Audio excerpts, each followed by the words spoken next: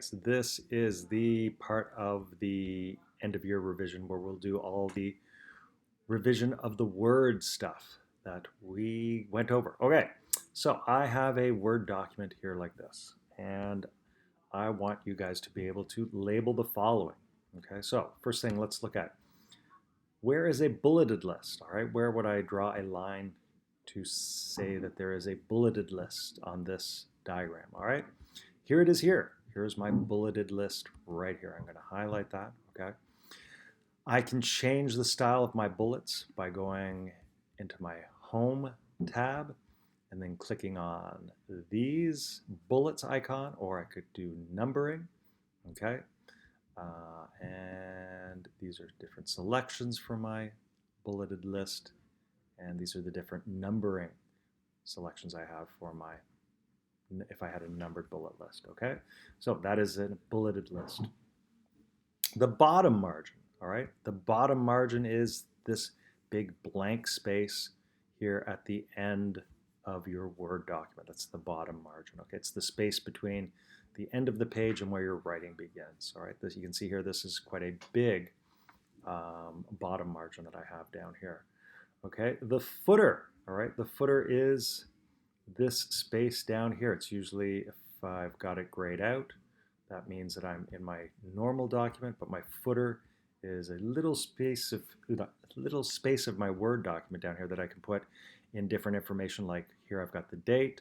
I could put page numbers if I wanted to. I could put my name in it. So the footer is this space at the very bottom of this page. All right, left margin. Left margin is this space over here from the left side of the page to where my text begins on the left side, okay? Header. Header is the little space at the top of this page. And as you can see here in my header, I've got my name and I've got a page number in my header. Okay, header. Clip art. This is some clip art that I've downloaded, okay? Now, to get clip art in there, okay, if I wanted to get that diagram in there, that photo in there, the best way to do that is go to Insert. I can go to Pictures, Picture from File, and I can search. I've saved this on my desktop. I could search for pictures that I have. That's that picture there of the boat that I have there on my desktop, okay? I can also put different types of art from the Insert menu. I can put in shapes, okay? I could put in different icons. This will fill up at some point with my icons. Okay, all sorts of different groupings of icons, animals, apparel, arrows, all sorts of stuff. Okay, I could even do 3D art if I wanted to, but we didn't get into that. All right, clip art. Okay, right margin, just the right side. This was my left margin, this is my right margin. It's the space between where my text ends and the end of the page. That's my right margin, okay? Fully justified column of text, all right? I've got one and I've got two columns in this Word document, okay? Don't forget, how did I create two columns? Okay, I go over to Layout. So under my Layout tab, I can select the Columns tab and I can change all of these different columns. I can have one, right now I've got two, I could do three if I wanted to, okay? Let's go back to two, all right? And justified, how do I know it's justified? Well, all of the text is evenly spread throughout the column, okay? Let's show the difference. Okay, I'll go back to home, okay?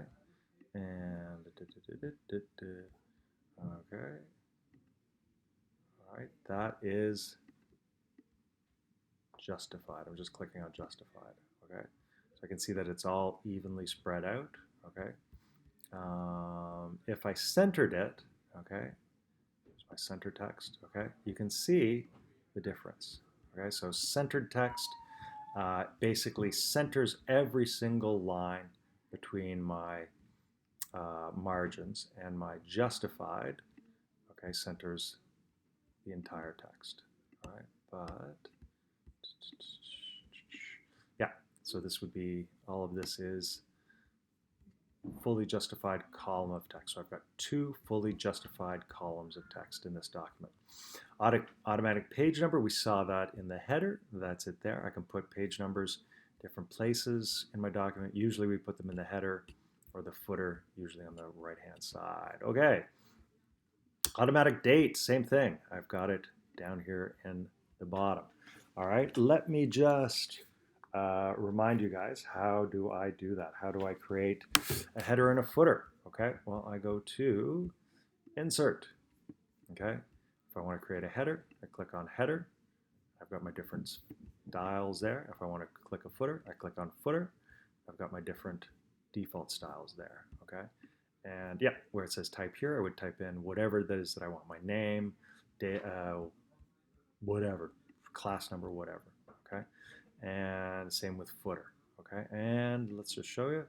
So if I'm in footer or header, I can put in some automatic details here, like page number, date and time, okay, or even a picture. Okay, in order to close header and footer, we just click on that, close the header and footer. Okay.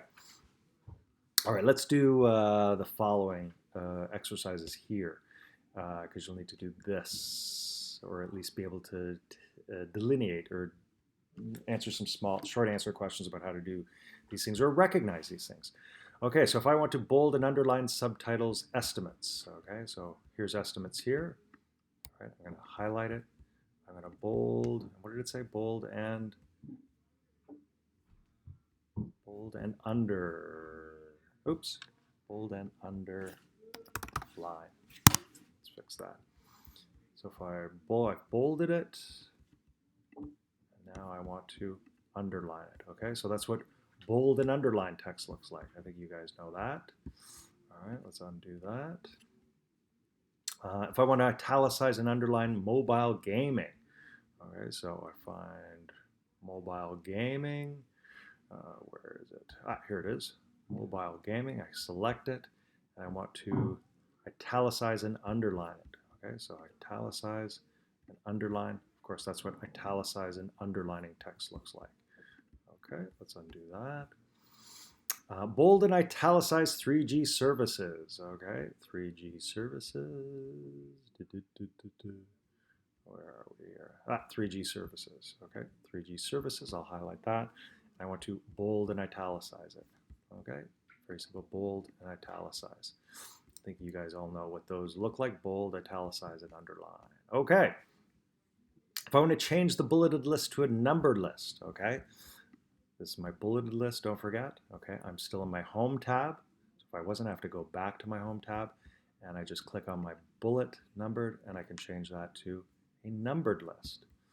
Okay, that's how I do that. Sans serif font. What is a sans serif font? Okay, a sans serif font is a font that is not very fancy. It's very straightforward, like the one I have here. So Tahoma is a sans serif font. One of the most popular ones is Calibri. That's another sans serif font. Okay, so it's just a very straightforward font that is not fancy.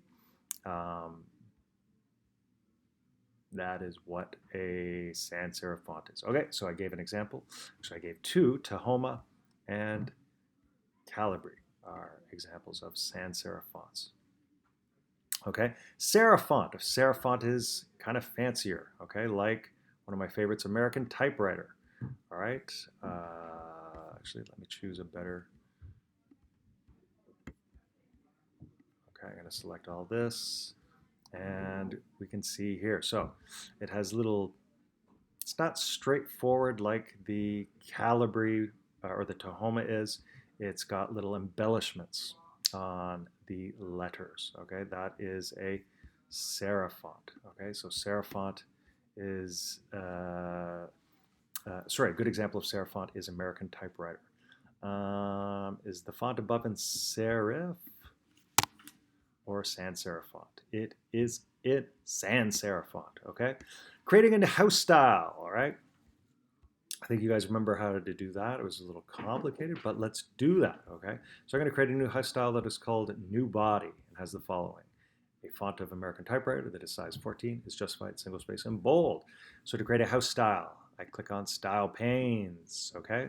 And I click on New Style, all right? And I get this dialog box up here. I want to call this New Body. So I go with new body and has the following font of American typewriter. So I change my font here, change it to American typewriter. It's got to be a size of 14, so I will change that here. Change the size of 14. It's justified single space and bold.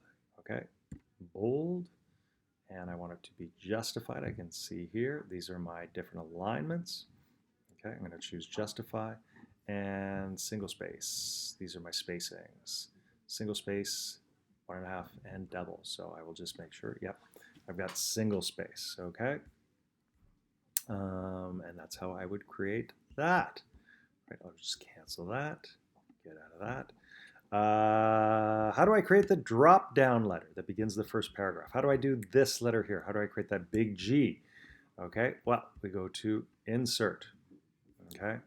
And we go to Drop Cap. And I select that one there, okay?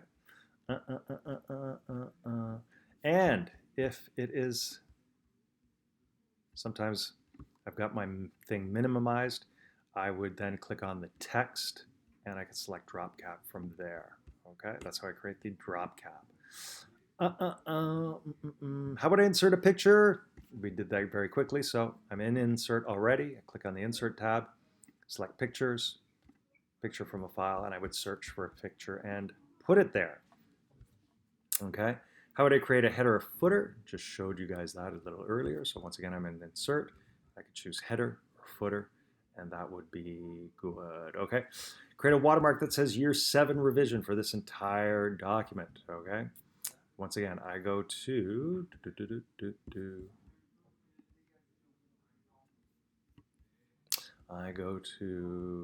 layout. Oops, sorry, no. Design. I go to design. I can choose watermark, and I click on text, and I can do this, year 7 revision, and that will create a watermark under my document like that. Okay, let's see, what else we got? Watermark, got that. All right, next video will be all about Photoshop then. Okay.